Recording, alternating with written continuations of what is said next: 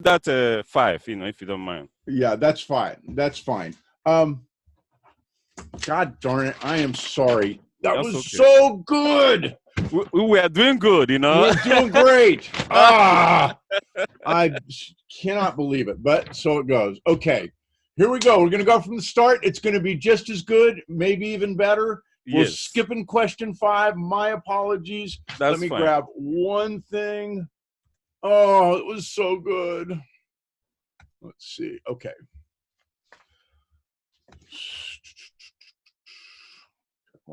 Check one thing. I swear, I don't know what happened. Anyway. Here we go. You ready? Yes. Thank you for your understanding, by the way. Let's see. Is that the mic you're recording on? No, I'm recording it, but I just want this to be visible too, Oh, okay, cool. Can you get it down a little lower? Okay. It's good now? Let's see. Hold on. Let me just look. Well, you can get it up a little bit higher if you. It's out of the shot completely. It's good now? I can't see it at all. Do you want to put it? Yeah, I guess you can put it right over. That's good. Now lean back a little bit, and then push it over just a little bit away from your head. That's perfect. Okay, here's what I tell you, you're gonna be better now. Huh? I have to be. I just have to be. Okay. I'm so sorry. Here we go. Okay. I am super pleased to be here with Mr. Sam Olekama.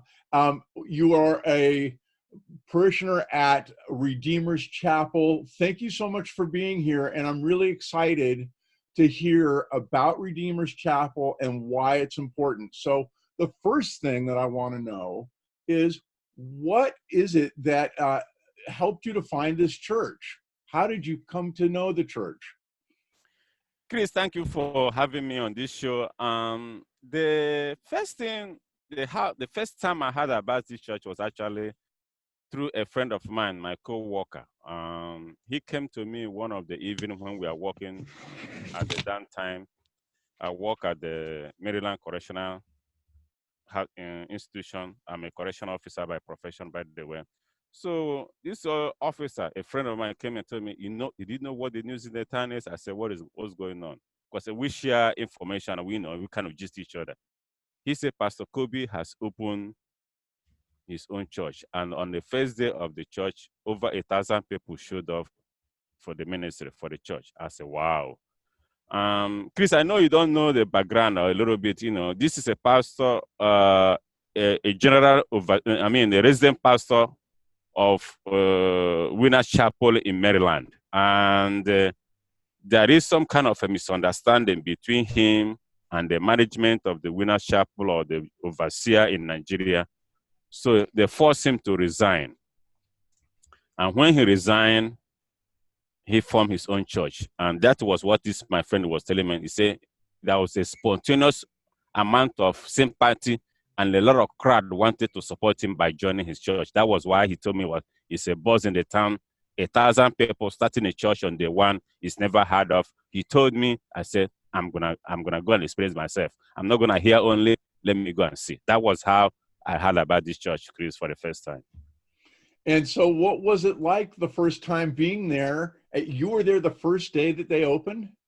Yes, I went. No, I wasn't there for the first day because they already opened before my friend told me. But the second service, the second Sunday, mind you, they didn't have a location. They were jumping. They were jumping from one spot to the other for something from new. When my friend told me, then I decided to inquire where the next service is gonna be. They told me. I went to the second one, and Chris, it was marvelous. There is no space. It was in a single word, let me say, wonderful. That's how I explain it.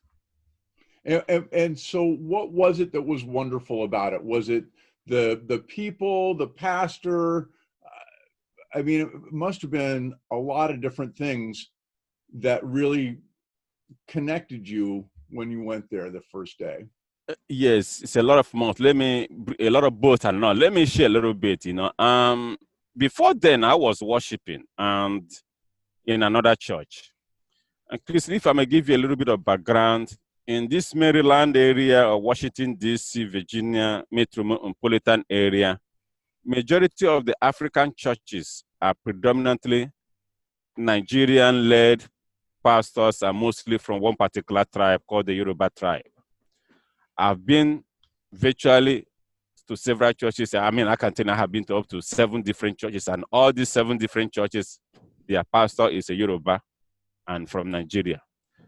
And for the first time in the history or in the making that a man in the name of Pastor Kobe, that's the name of the pastor of this Redeemer Chapel, the one that I was telling you about, was able to start a church with a very large congregation, and that people have a lot of empathy and feeling to support.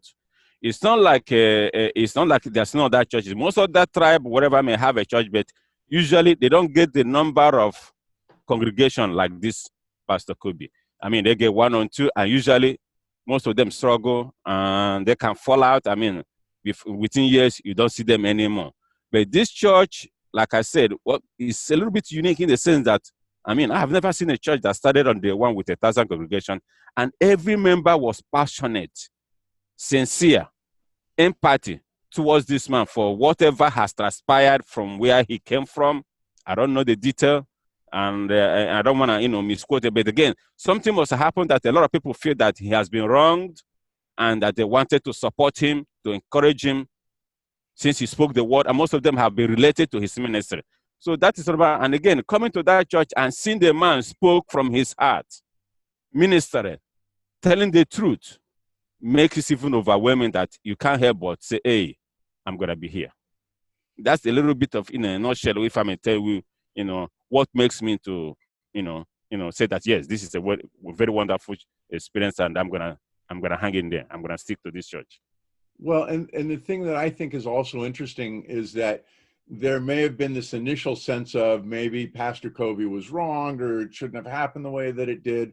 But that feeling is got to be replaced very, very quickly by something that Pastor Kobe has that's from the heart and connects with these people, with all of you, in a way that you want to absolutely be there, look forward to it, I imagine. Correct. I think you are right. This pastor, from what I read in the past about him, is a prayer warrior. And he has been in the ministry for so long a time. And he has done a lot for people. He has sowed into people's life. What I mean by sowing into people's life is that he has a lot of family that he has spiritually helped to withstand the shackle of the evil or the devil. So mind you, he is a resident pastor of this church, the former church, He's a resident pastor, and he has met a lot of families, and a lot of families are connected to him.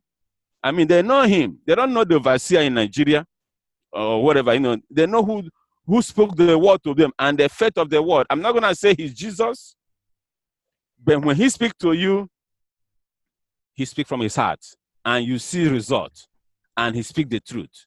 So that is exactly what people are looking. So when this issue happened, regardless of whether he's wrong or right, people fought for him because they said the truth will set you free.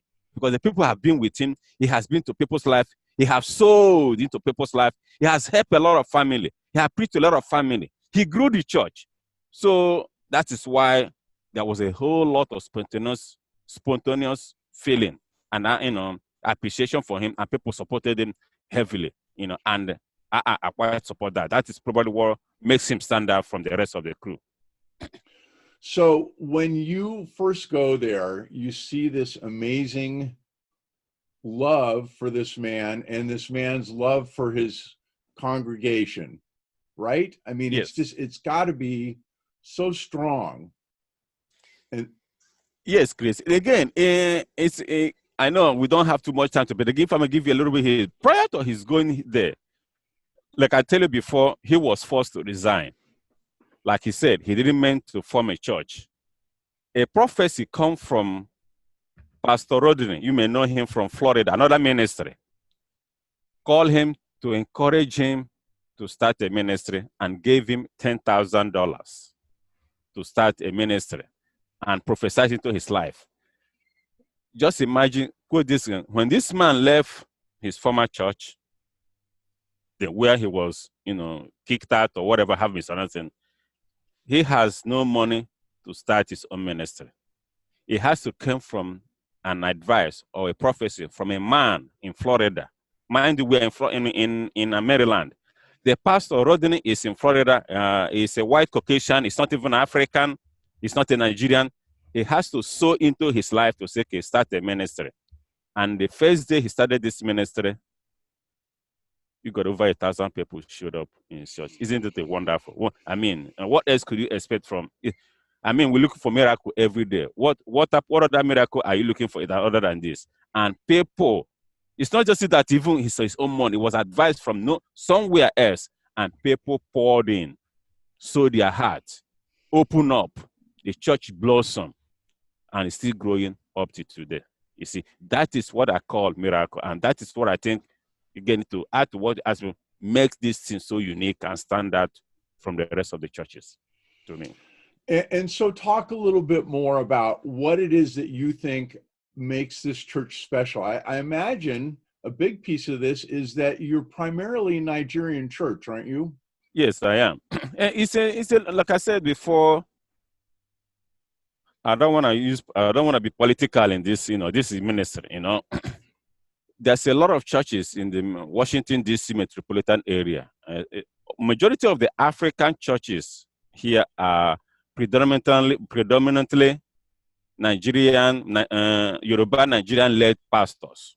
Not that I have anything against this tribe, but I mean, for the first time, you've seen a non-Yoruba pastor with a big congregation like this. It's never heard of. For some reason, nobody has been able to have a large congregation if you are not a Yoruba Nigerian.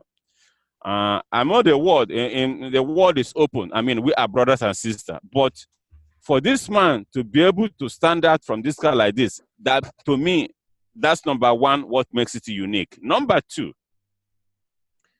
this man is a pastor wherever he goes. He has been a warrior, prayer warrior, and he's now a ministry, and he knows the word.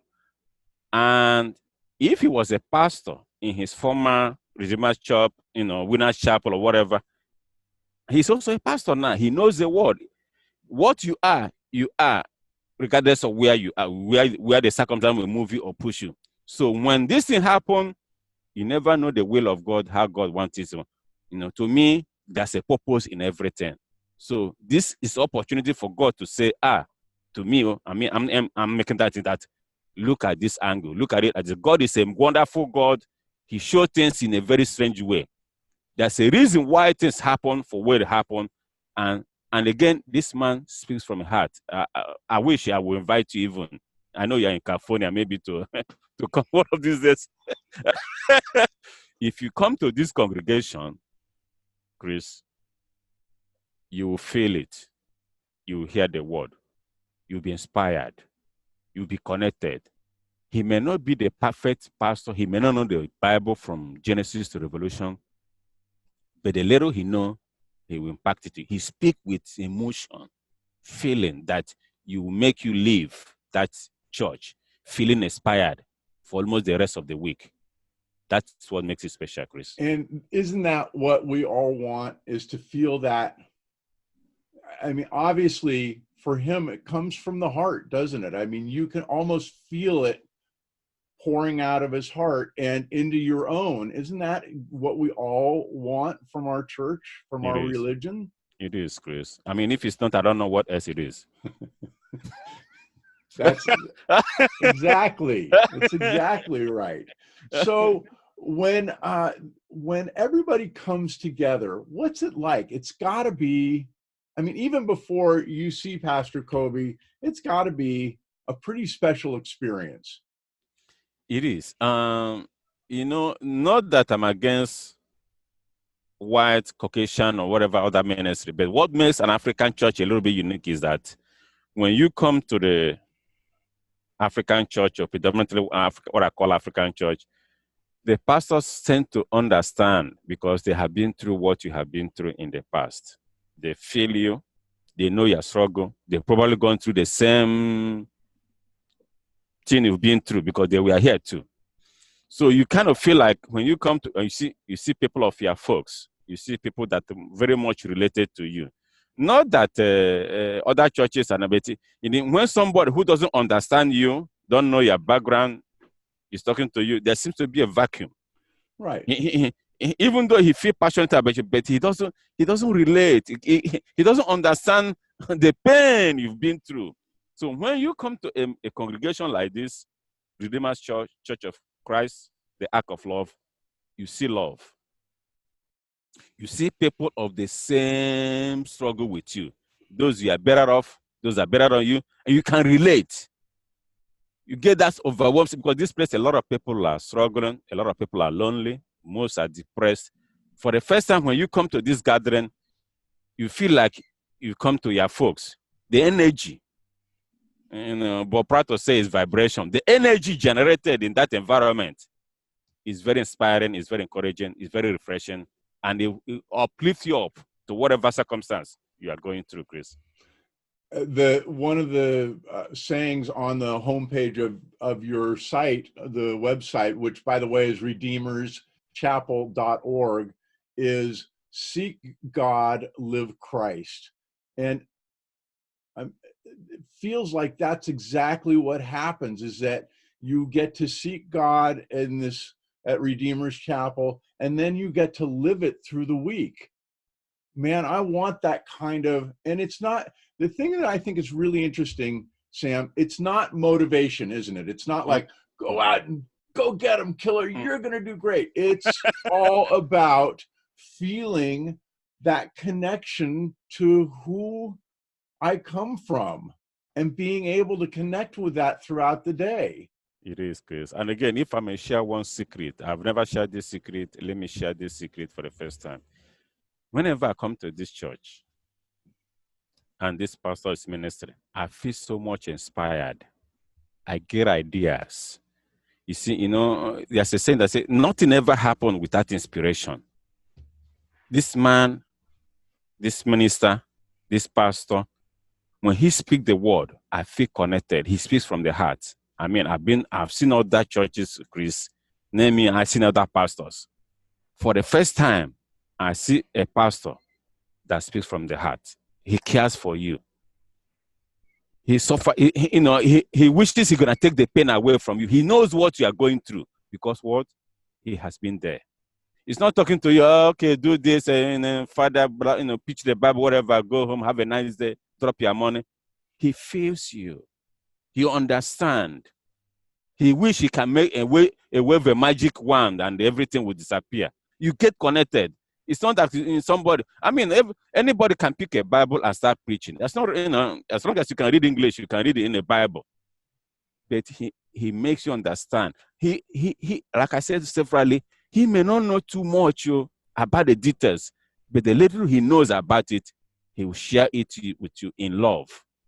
That is what I agree with you, Chris. That is what Christian. See God and live Christ. When you see God, you seek his ways, you seek his ministry, you seek his guidance. You kind of feel inspired because with God, everything is possible. Like I said before, when we were doing the conversation, everything. You see, when you have the courage that you have a praying pastor, it's just like when you are back then when you are home, when your father is strong or when your father is at home, you go out and make any kind of issue because when things happen, you run to your father. My father will take care of it. When you have a praying pastor, a warrior pastor who have turned into a minister and a pastor, who cares about you, who speak the word to you, who prophesies into your life. Remember, you see, when listen to the prophet, for they will help you in your life. You feel like you are how many foot rock? You are indomitable. You see, that is what I mean, and that's what I think stand out, and that's what is my own little way of interpreting when you say see God and live Christ. You live the word, not just hearing, but being a doer. That's my understanding. I think that one of the things that's really, really clear to me is it's a really wonderful thing to go in and feel that connection and to get to the peace of Christ. But you, and I imagine so many of the congregation, live that. Look at you. There's no question in my mind that what you're speaking from is completely from the heart, isn't it? It is. It is, Chris. And I cannot say it enough. The church has have helped my life. It helps me in a lot of ways. Every time I go there, like I said before, I feel inspired. And inspiration is everything in life. Anything you can't do nothing unless you're inspired. Even to wake inspiration is the beginning point of every achievement, according to Napoleon Hill. Yeah. So I feel inspired. I get ideas. I feel supported. I feel like I'm with the family. One thing you may not notice that most of us who came from Africa, no matter how successful you are, there's still a vacuum because you left a lot of family back home. You still feel the distance of, being home. So when you come to the church like this, you feel connected. And again, coming to the church that started in day one with 1,000 congregation. So let's talk about that. Talk about a person coming to your church for the first time. What is going to happen when they walk in the doors? How are they going to feel? What's the kind of response that they're going to get? Okay, I can tell them now. If you are coming to this church and you're gonna be loved. If nobody has hugged you before, I'm telling you now, somebody gonna hug you. You're gonna be overwhelmingly loved and appreciated, and the pastor gonna be praying for you. And again, the pastor gives gifts to every new member. From the moment you step in there in that church, your life will be transformed. You feel the feeling, and it's all about feeling and experience. Most of us don't know that feeling is part of life. When you are in an environment that the vibration, negative or whatever, you can see that it's not working. But when you come in an environment and you see everybody loving, smiling, cheering, supporting you, laughing at you, greeting you, talking to you, you don't know what people are going through at home. Many people don't even, for a couple of months, have never been greeted or hugged or appreciated. When you come in the environment and people support you and encourage you and talk to you, you transform life. And I imagine also that for most of the people that are there are Nigerians. And so you, as a Nigerian, if I come to this church, not only am I getting the seek God and live Christ message, but I'm also able to be with people who have such a keen understanding of what I've been through, especially if I've come to this country from Nigeria. True, Chris. Actually, for your information, the pastor is not actually from Nigeria, even though there's a lot of Nigeria in the church. The pastor is actually from Ghana. And we have a lot of members from different parts of the world. Every country is represented. But why I'm calling it African or whatever is mainly because majority of the people are predominantly people that immigrated from Africa to here. So I lost track of your last question. What is your question again? What did you ask me? In terms of a new member coming to the church, it's got to make such a difference that they're surrounded by fellow Africans who have all been through a very similar. Oh, yeah, absolutely. Like I said, the pastor is a Ghana. I'm from Nigeria. There's other pastors there, supporting pastors who are from Ghana, Nigeria, Guinea, Cameroon, you name it. So it's like variety of nations coming together in one purpose. So it's overwhelming. Like I said, when you come here, you're going to find somebody like you, somebody that are better than you, somebody that you are better than, and you're going to find your equilibrium. It's all about finding your niche, and somebody will support you. If, as far as I know, I spoke to the pastor. I pick a phone, I call him any moment of the day, he answered for the first time. Other pastors, you can never even get hold of them. You know, this I call this person. I call midnight. He picked the phone and answered me. Imagine what it means. And I'm sure 1,001 other people are doing the same thing that I'm doing, calling. For him to be able to respond like that, you know, that means he sold his life for the ministry, for the cause. And on top of that, not only do you have the minister, but you also have each other. I mean, what a fabulous way to have a support group of people who understand you, want to live the life of Christ to the best of their ability, and all have each other. Chris, if it's not, I don't know what else it is. That's what everybody should need. When you say church or a ministry, that is what I call church. Yeah. It's not just funny word church. It's a church you go and get your life transformed positively. And so that you can go out to the world and make a difference in every other lives and touch other people. Remember, when you get inspired, you take it with you. You know, it's if I may put it, when you have a positive vibration, it's not selfish.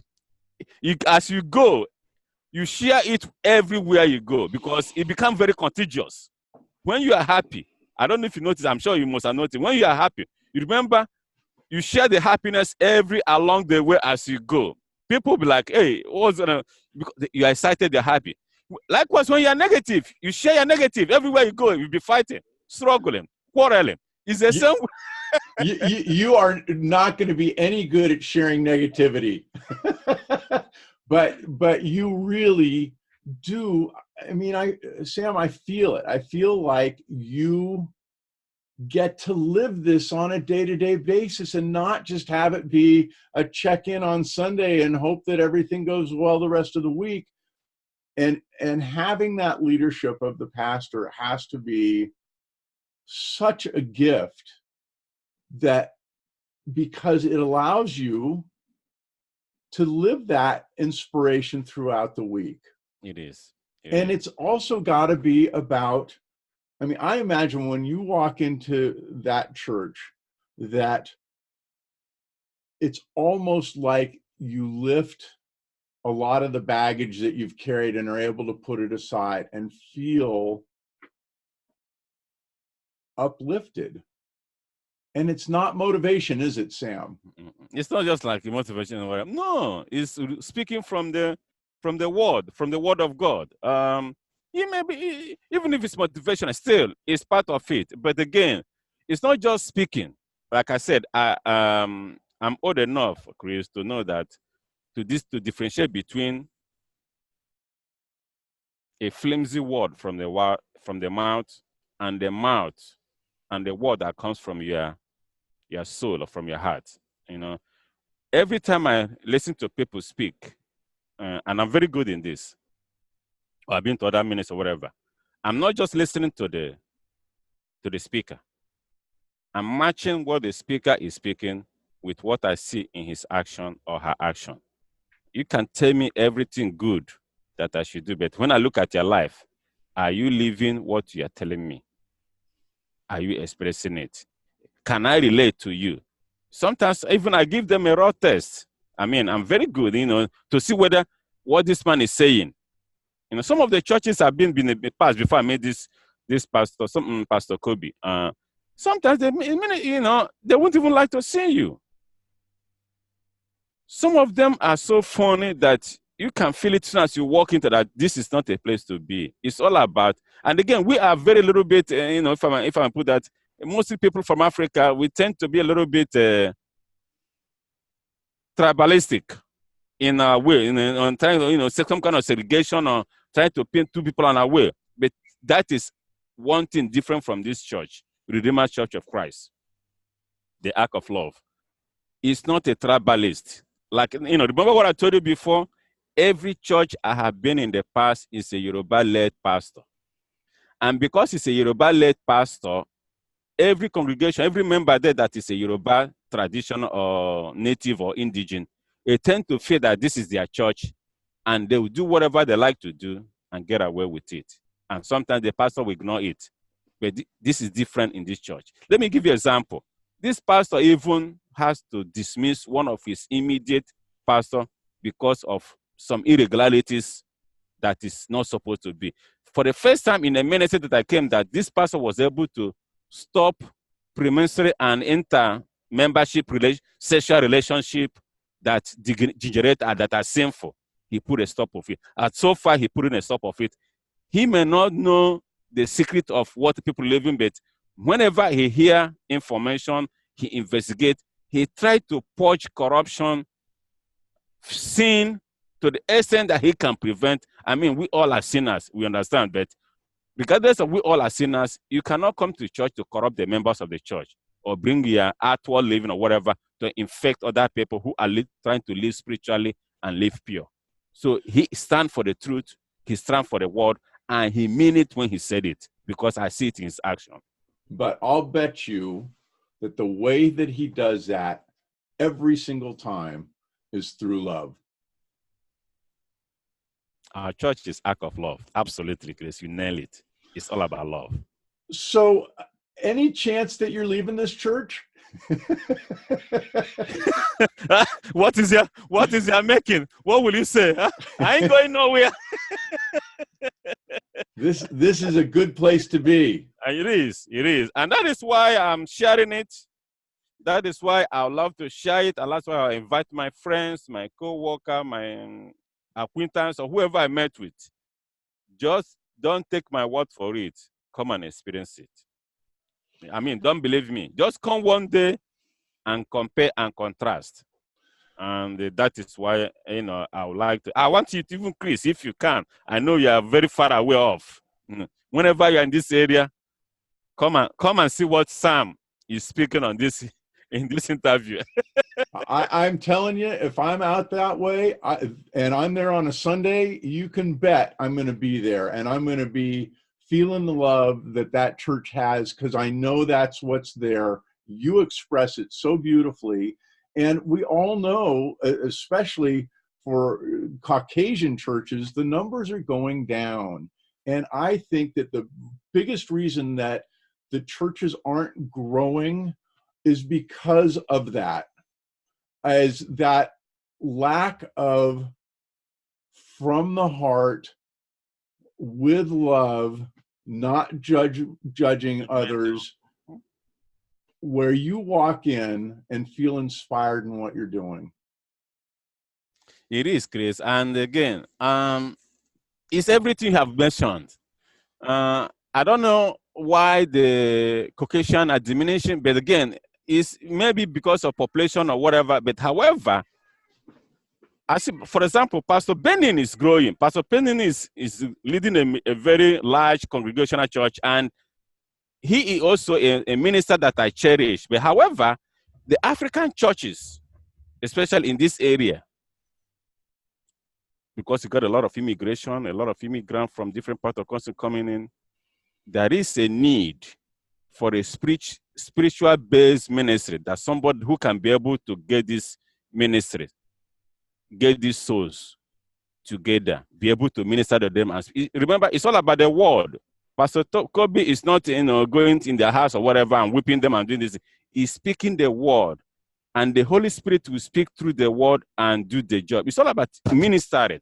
When you minister and speak the right word to people, the gradual change takes effect gradually. Holy Spirit has a wonderful way of doing his things and changing people's life for good.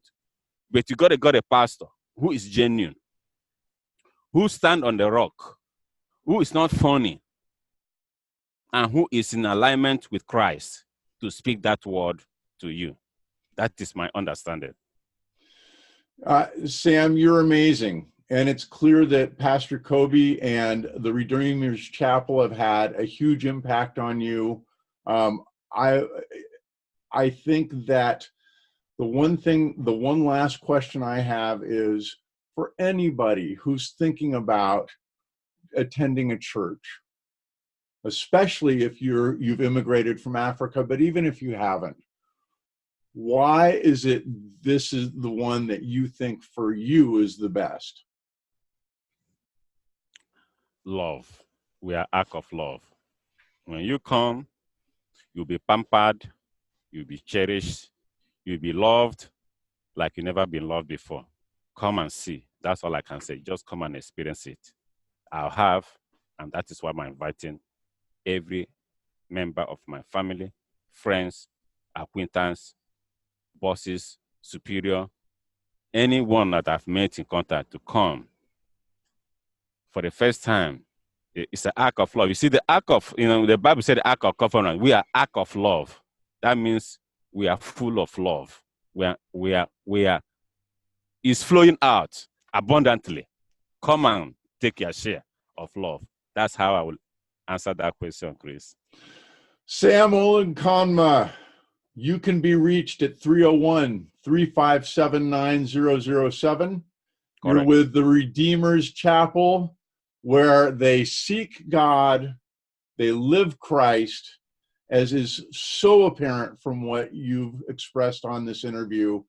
You can be found also the church at redeemerschapel.org. And also, and I am going to do this, you can go to redeemerschapel.org/media-live-stream and see it happening. And also on the homepage, there's a wonderful piece of Pastor Kobe on the news talking about a mega health day. It is clear that you live your values and the values of Christ. And I want to just thank you for your time so much. Thank you so much, Chris. I appreciate this interview. And like I said before, whenever you're in this area, you are invited to come and worship with us. You know I'm going to be there. Thank you so much, Sam. Thank you. Thank you. Have a blessed day. You too. That was beautiful. I apologize for the mix-up on the first go-around, but you were great. You were wonderful. Thank you.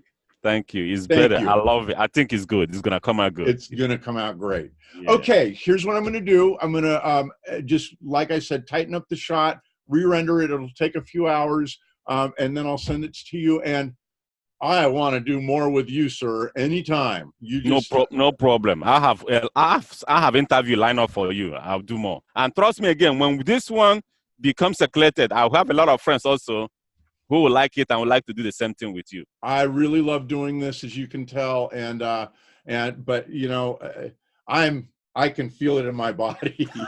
This is good.